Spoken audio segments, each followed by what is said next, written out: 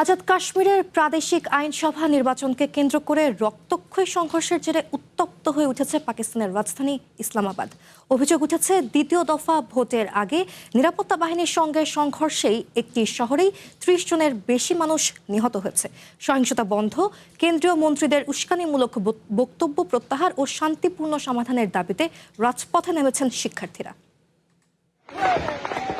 অর্থনৈতিক সংকট, মুদ্রাস্ফীতি এবং মানবাধিকার লঙ্ঘনের বিরুদ্ধে পাকিস্তান নিয়ন্ত্রিত কাশ্মীরে বেশ কিছুদিন ধরেই চলছে বিক্ষোভ। এর মধ্যেই নির্বাচনী সহিংসতায় উত্তপ্ত হয়ে ওঠে অঞ্চলটি। এর জেরে দেশটির প্রতিরক্ষামন্ত্রী খাজা আসিফ বিক্ষোভকারীদের দেশের শত্রু আখ্যা দেওয়ার পর তা উত্তেজনার আগুনে ঘি ঢালে। সাম্প্রতিক সহিংসতা ও মন্ত্রীর বক্তব্যের জেরে ক্ষোভে উত্তাল হয়ে উঠেছে ইসলামাবাদ। পাকিস্তান নিয়ন্ত্রিত কাশ্মীরে নির্বাচনী সহিংসতা আর প্রাণহানির প্রতিবাদে সরব হয়েছেন শিক্ষার্থীরা।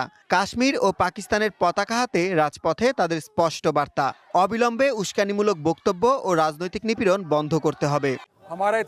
রাওয়ালকোট সহ পুরো কাশ্মীরে গত ২ মাস ধরে যে নিপীড়ন চলছে তা বন্ধ করতেই আমাদের এই প্রতিবাদ। ফেডারেল মন্ত্রীদের বক্তব্য পরিস্থিতি আরও উত্তপ্ত করছে। কাশ্মীরের জনগণের সাথে আলোচনার মাধ্যমে সরকারের শান্তিপূর্ণ সমাধান করুক। এই উত্তেজনার কেন্দ্রে পাকিস্তান নিয়ন্ত্রিত কাশ্মীরের বিতর্কিত নির্বাচন। নিরাপত্তার অজুহাতে ৩ ধাপে আয়োজিত ভোটের প্রথম পর্ব শেষ হতেই ছড়ায় ভয়াবহ সংঘাত। নিষিদ্ধ ঘোষিত অ্যাকশন কমিটির সঙ্গে নিরাপত্তা বাহিনীর সংঘর্ষে প্রাণ গেছে অন্তত ৩০ জনের। ক্ষুব্ধ স্থানীয়দের অভিযোগ, ভোটের নামে প্রহসন বন্ধ না হলে মিলবে না শান্তির পথ। এটা কোনো নির্বাচন নয়, পুরোটাই একটা প্রহসন। জনগণকে মুক্তভাবে ভোটাধিকার প্রয়োগ করতে দেওয়া হয়নি। অধিকারের দাবি তুললেই উল্টো মিথ্যে অজুহাতে কণ্ঠরোধের চেষ্টা চলছে। কয়েক দশকের রাজনৈতিক অবহেলা আর অর্থনৈতিক বঞ্চনার ক্ষোভ জমেছিল পাকিস্তান নিয়ন্ত্রিত কাশ্মীরে। নতুন করে নির্বাচনী সংঘাত সেই আগুনে ঘি ঢেলেছে।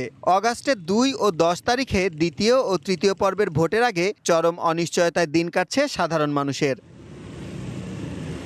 সুলাইমান সবুজ, ওয়ান ইন্টারন্যাশনাল ডেস্ক।